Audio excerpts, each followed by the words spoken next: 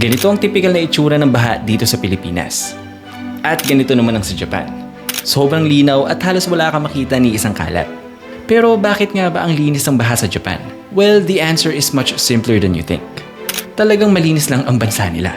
Well-maintained ang mga streets, especially sa mga high urban areas. Mahigpit na pinagbabawal ang pagtapon ng basura sa daan. Tapos nakatulong din na disiplinado talaga in nature ang mga Japanese. Either magtatapon sila ng basura nila sa tamang tapunan or ibubulsa na lang nila. Very efficient din ang drainage system nila. They are designed para i-drain ang baha sa pinakamabilis na posibleng paraan. They take flood control very seriously. At sa sobrang linis nga ng Japan, pinapanatili din nilang malinis yung mga ilog nila. They make sure na tuloy-tuloy lang yung flow nito at walang anumang kalat o dumi na babara. Kaya naman talagang role model ang Japan sa lahat ng bansa sa mundo. Sana nga ay matuto rin tayo sa kanila and ma-achieve din natin yung ganito sa bansa natin in the future under the right leadership and right discipline.